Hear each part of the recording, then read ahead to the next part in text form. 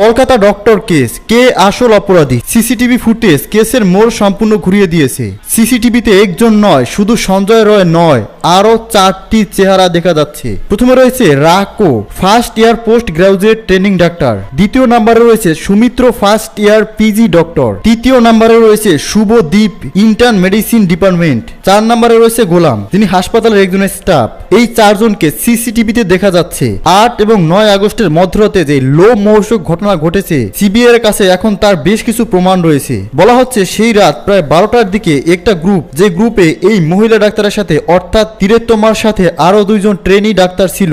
এর মধ্যে একজনের নাম রাকো আর অন্যজনের নাম সুমিত্র। তারা 2 জনেই জুনিয়র ডাক্তার ছিল। তাদের শিফট শেষ হওয়ার পর তারা 3 জন একসাথে ডিনার করতে যায়। প্রায় 12টার দিকে তারা ডিনার করে। ডিনার করার পর তারা সিদ্ধান্ত নেয় কিছুক্ষণ বিশ্রাম নেবে। এর জন্য তারা 12টার দিকে সেমিনার হলের দিকে যায় এবং সেখানে তারা সিদ্ধান্ত নেয় নীরজ চোপড়ার জেভেলিন থ্রো বলা ফেক প্রতিযোগিতা অলিম্পিক দেখবে এবং বিশ্রাম নেবে। এটা দেখতে দেখতে তাদের প্রায় 2টা বেজে যায়। এরপর সুমিত্র এবং রাকো সেমিনার হল থেকে বাইরে বেরিয়ে আসে এবং সেমিনার হলের জাস্ট বিপরীত পাশেই ছিল একটি স্লিপিং রুম, যেখানে স্লিপ অ্যানালাইসিস করা হয়, অর্থাৎ মানুষের ঘুম পর্যবেক্ষণ করা হয়। ঘুমের সময় তাদের শরীরে কি পরিবর্তন হচ্ছে সেগুলো চেক করার জন্য এই রুম তৈরি করা হয়েছে। আর সেই রুমের ভেতরেই প্রায় রাত 2টার দিকে এই 2 ট্রেনি ডাক্তার গিয়ে বিশ্রাম নেয়। আর অন্যদিকে তিলোত্তমা সেমিনার রুমে একাই ঘুমানোর সিদ্ধান্ত নেয়। এর মধ্যে আরো একজন ডাক্তার ছিল যে ইন্টার্নি করছিল, তার নাম শুভদীপ। সেও এই গ্রুপের সাথে ছিল, কিন্তু সে 3rd ফ্লোরের ইন্টার্ন রুমে চলে যায়। আর এই রুমটি সেই ফ্লোরেই ছিল যেই ফ্লোরে এই মর্মান্তিক ঘটনাটি ঘটেছে। এরপর সিসি ক্যামেরায় এমন কিছু দৃশ্য উঠে এসেছিল যা এই কেসটিকে পুরো উল্টে দিয়েছে,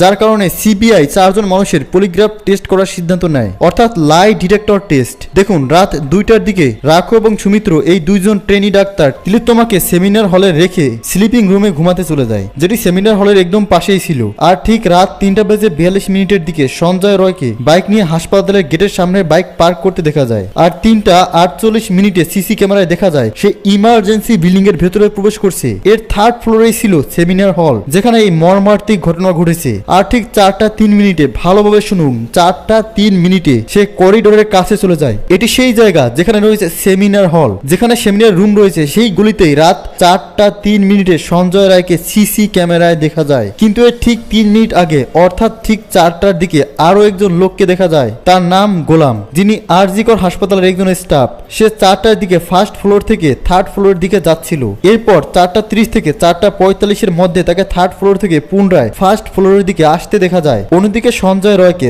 4:03 সেমিনার হলের গলিতে যেতে দেখা যায়। আর 4:32 অর্থাৎ যেই সময় গোলাম নিচে আসছিল সেই সময়ের দিকে তাকেও বাইরে আসতে দেখা যায়। এরপর 4:37 সে হাসপাতালের নিচে এসে বাইকে করে চলে যায়। যদিও তাদেরকে সরাসরি সিসি ক্যামেরায় সেমিনার রুমে প্রবেশ করতে দেখা যায়নি, কিন্তু স্টাফ গোলাম এবং সঞ্জয় রয় একসাথে একই সময় আধা ঘন্টার বেশি সময় তারা কোথায় ছিল। আর এই সময় তার মধ্যেই কিন্তু তিলোত্তমার মৃত্যু হয়েছে। তাই তারা কিভাবে আর কতটুকু এই মৃত্যুর সাথে জড়িত, কেন মরতে হলো তিলোত্তমাকে, এর পেছনে আর কে রয়েছে? দেখুন, যেই সময় তিলোত্তমার সাথে এই মর্মান্তিক ঘটনা ঘটেছে সেই সময় এই ফ্লোরে 4 জন ছিল। প্রথমত রাকো এবং সুমিত্র, তারা 2 জন সেমিনার রুমের পাশে স্লিপিং রুমে বিশ্রাম নিচ্ছিল। এখন প্রশ্ন হলো, তিলোত্তমার সাথে এতটা ভয়ঙ্কর ঘটনা ঘটে গেল, অথচ একদম পাশে থাকার পরও তারা কিছুই শুনতে পেল না। আর সেই ফ্লোরে একটি ইন্টার্নি রুম রয়েছে যেখানে সুদীপ ছিল। আর সেখানে এই হাসপাতালের একজন স্টাফ গোলাম ঠিক সেই সময়ের মধ্যেই 3rd ফ্লোরে সেমিনার রুমের দিকে যায়, যেই সময় সঞ্জয় রয় সেখানে গিয়েছিল। এবং 4:32 তারা সেখান থেকে বেরিয়ে আসে। একই সময় 4 জন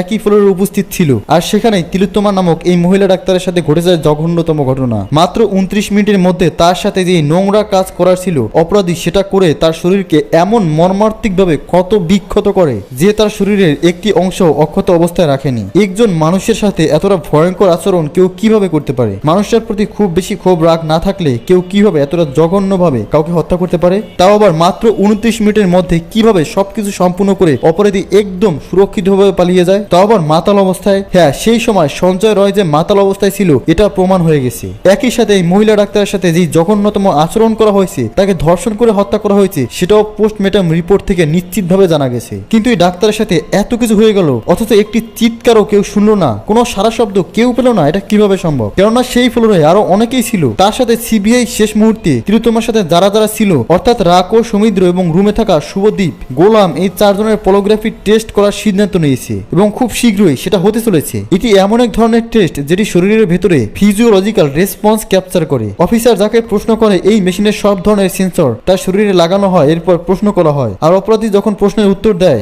তখন হার্টবিট চেক করা হয়, ব্লাড প্রেসার চেক করা হয়, রেসপিরেশন, ব্রিদিং রেট টেস্ট করা হয় এবং স্ক্রিনের যে কানেক্টিভিটি রয়েছে সেটা ম্যানুয়ালি টেস্ট করা হয় এবং বোঝার চেষ্টা করা হয় তার মস্তিষ্ক কোনো সত্য আড়াল করার চেষ্টা করেছে কিনা। এর সাহায্যে কেউ মিথ্যা কথা বললে তা শনাক্ত করা যায়। এই 4 জনের উপরে সেই টেস্ট করা হবে। তিলোত্তমার মা বাবা বলেছেন দেশের সংবিধানের এবং সিবিআই এর উপরে তাদের সম্পূর্ণ বিশ্বাস রয়েছে। তারা বলেছে তাদের মেয়ের এই ভয়ঙ্কর মৃত্যুর পেছনে একের অধিক মানুষ থাকতে পারে, এটি কোনোভাবেই একজনের পক্ষে সম্ভব নয়। ঘটনাটি যদি ভালোভাবে লক্ষ্য করেন তাহলে দেখুন সেখানে 4 জন মানুষ ছিল, অথচ এত বড় ঘটনা ঘটে গেল কেউ কিছুই শুনেনি। অনেকেই বলেছে যেহেতু সেখানে সেমিনার হল রয়েছে, অর্থাৎ এমন জায়গা যেখানে বাহিরের আওয়াজ যেন ভেতরে প্রবেশ না করে এবং ভেতরের আওয়াজ যেন বাহিরে না যায়, সেই ব্যবস্থাও করা হয়েছে। হয়তো সেই কারণেই তারা কেউ কোনো কিছুই শুনতে পায়নি, অথবা হতে পারে এটি সম্পূর্ণ পরিকল্পনা করে করা হয়েছিল। এখানে হাসপাতালের প্রিন্সিপালও এর সাথে সংযুক্ত রয়েছে, যদিও এর পেছনে কোনো প্রমাণ এখন পর্যন্ত নেই, সবটাই কেবল সন্দেহ। সিবিআই সেই 4 জনের উপরে পলিগ্রাফ টেস্টের পর হয়তো আরো কিছু মানুষের উপরে এই টেস্ট করবে যারা এই আরজিকার হাসপাতালের সাথে সংযুক্ত। কেননা অনেকেই মনে করছে এই হাসপাতালের কিংবা অনেক বেশি ক্ষমতা সম্পন্ন কেউ এই ঘটনার সাথে জড়িত রয়েছে। আসলে কি তাহলে এর সাথে বড় কোনো শক্তি জড়িত?